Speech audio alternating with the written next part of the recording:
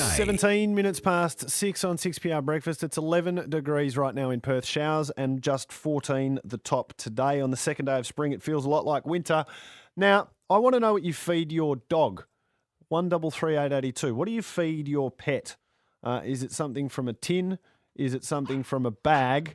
Anyone listening who cooks their own food for the dogs? 133882. The reason that I ask is that the consumer advocacy group Choice has launched a new campaign today. It's about safer pet food. Apparently this is a problem.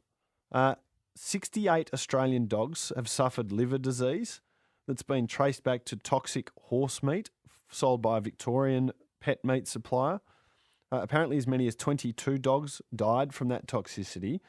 And these apparently originated from horses at a station in the Northern Territory. There's something called indospicine, an amino acid found in native plants which horses grazed on and then became deadly to dogs. It's quite a chain of events if you think about it. But Choice is saying that there should be new calls today for pet food standards. Pet food standards. What do you feed your dog? 133882. Dr. Tony Vigano is a name that you know and a voice that you know. He's from the Swanbourne Vet Centre. Morning, Tony. Morning, Gareth. This is quite interesting. I didn't realise that something that a horse ate could then poison a dog.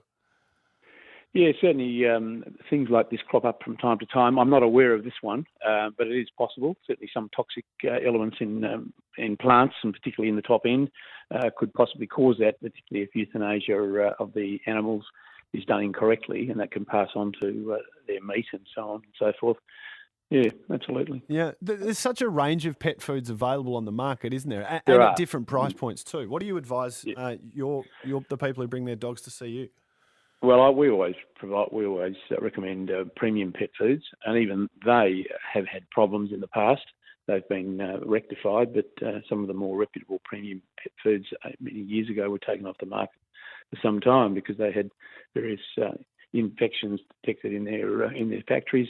So it's always on, and I think there has always been a call for greater control of pet foods and the standards, and I think it's a good thing. What does premium mean, though?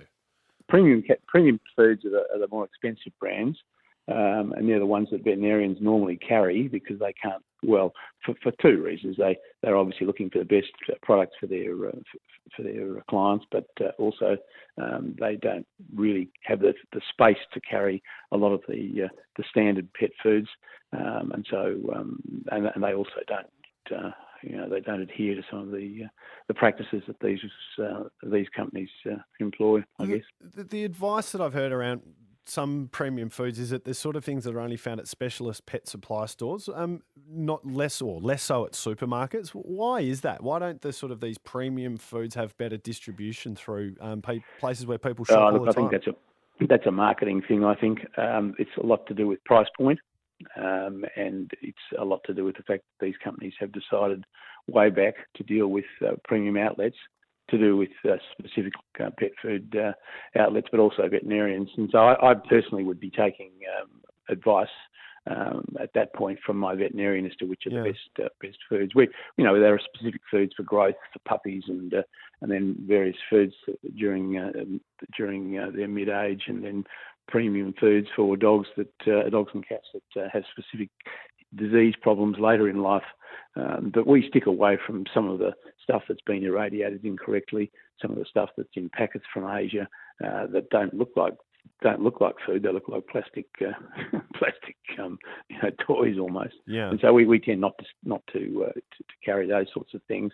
And in general, but even things like chicken, if you leave it overnight and this sort of thing, there can be toxins in chicken which can be very serious and cause all sorts of neurological problems in both dogs and animals. And there was one recently, a couple of years ago anyway, to do with a disease that was killing animals and was tied up to an immune deficiency syndrome. But I don't think anything was ever proved from that because it didn't really, it wasn't investigated any further. It was at Melbourne University, I think. Good on you, Tony. Thanks for your time this morning. Pleasure, Gareth. Thank you. Dr. Tony Vigano from the Swanbourne Vet Centre. He's been giving advice to 6PR listeners for many, many years. What do you feed your pet? 133882.